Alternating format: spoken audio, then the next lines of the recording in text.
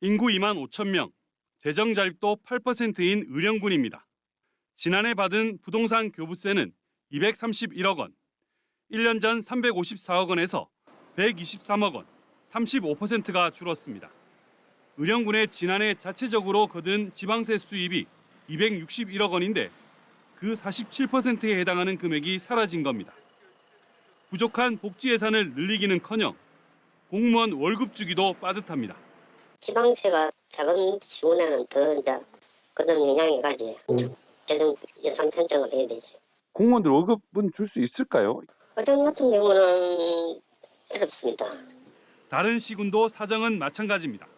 합천군과 함양군은 127억 원, 남해군과 고성군은 123억 원이 감소했습니다.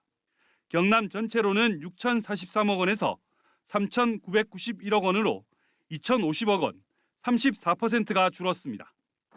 부동산 교부세는 종합부동산세를 걷어 그 전액을 자치단체에 고루 나눠주는 건데 정부가 지난해 종부세 감면 대상을 확대하면서 나눠줄 돈이 줄어든 겁니다.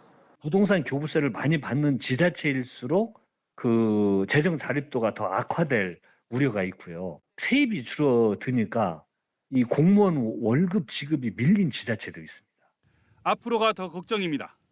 정부가 사실상 종부세 폐지를 추진하겠다고 밝힌 데 이어 국민의힘은 종부세 전면 폐지 법안을 발의했습니다. 그나마 서울 수도권과 세입 격차를 줄여온 부의 재분배 기능을 강화한 것 아니냐는 우려가 나옵니다. 종합부동산세가 전면 폐지되면 재정 자립도가 낮은 지자체들의 재정이 직격탄을 맞아 서울과 지방 간의 세수 격차가 더 커질 것으로 보입니다. MBC 뉴스 부정석입니다. 인구 8만여 명의 중소도시인 김제시. 재정 자립도가 10%에 불과할 정도로 여건이 좋지 않아 살림살이는 항상 빠듯합니다.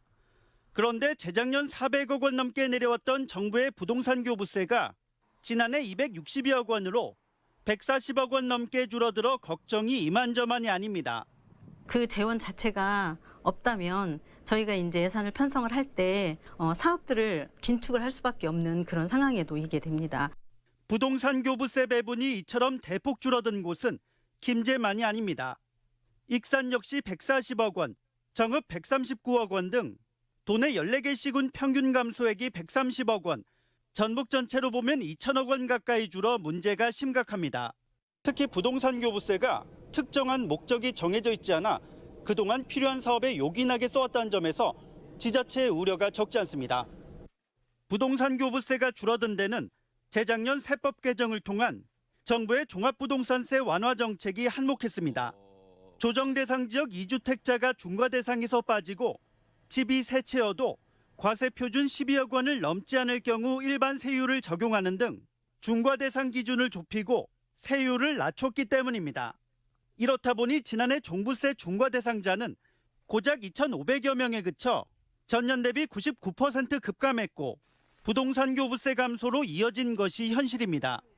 앞으로가 더 문제입니다. 정부가 종부세를 징벌적 과세로 보고 아예 폐지를 추진하고 있기 때문입니다. 대안을 마련을 하면서 종부세 폐지 논의를 해야지 일방적으로 종부세 폐지만 주장을 하면 지방재정에 직격탄을 맞을 수가 있는 것입니다. 부동산 교부세 감소에 따른 농어촌 지자체의 우려가 깊어지는 가운데 지역 정치권은 집단 행동에 나선다는 계획입니다. MBC 뉴스 강동엽입니다.